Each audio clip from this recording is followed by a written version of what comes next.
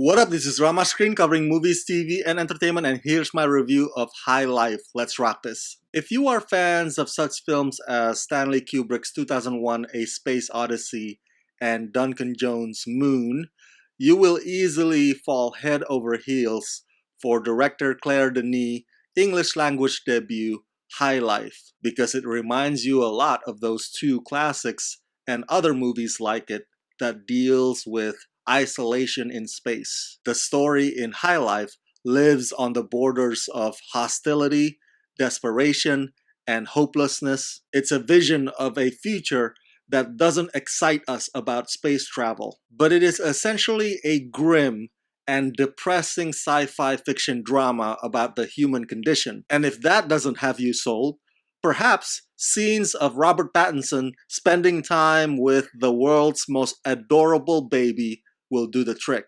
In High Life, Robert Pattinson plays Monty, and with his baby daughter, they are the last survivors of a damned and dangerous mission to the outer reaches of the solar system.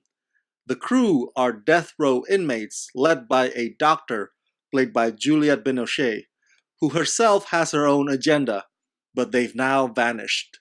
The film lets you in on what unraveled aboard the ship, and now the father and his baby daughter must rely on each other as they hurtle toward the oblivion of a black hole. I'm gonna be honest with you, and you know you can always get honesty from me on this channel. This is actually my first Claire Denis movie. I had not seen her previous directorial features in French language. I understand that she is a prominent name in the industry, so I've got a lot of catching up to do. But fact of the matter is that there are tons of movies out there that I still haven't gotten around to watching yet, but they are on my bucket list. So I can only make assessment of her filmmaking solely based on High Life alone, which she co-wrote with Jean-Paul Fargeau.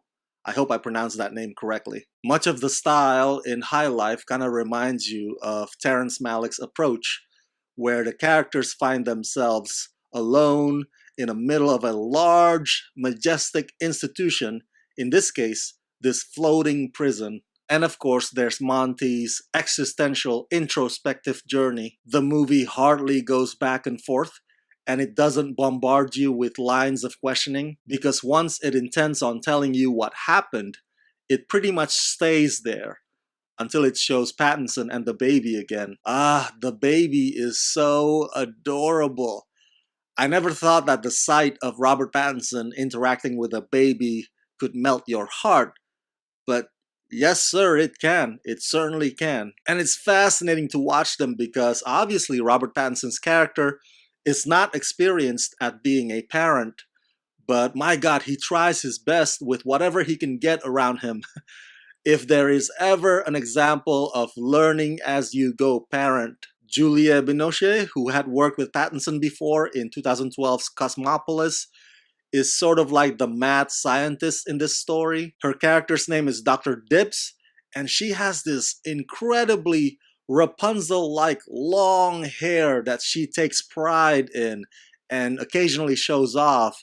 And she even uses it as some kind of a mating call, but only as a tease. Dr. Dibbs conducts an experiment on the inmates in hopes of continuing their existence in space. And Juliette delivers a cold-hearted, calculating, sinister performance. As the camera pans on Dr. Dibbs walking in the hallway, you can tell that she revels in her power. And when you find out about the crimes that she committed on Earth, it makes the thought of her even more despicable. The dialogue in this film is scarce, but when it does arrive, it arrives usually with confrontation. There'll be times when you think that they get along, but for the most part, they can't stand each other, and they want nothing else than to be away from there. If I say anything more, it would go into spoiler territory, but let me conclude this by saying that High Life is, for lack of a better description, a visionary work of art, a survival film of wrath and intimacy and tension and anguish. It may not have a wide audience appeal, but it's one of those movies that compel you to move toward a better understanding of humans, be it death row inmates or not.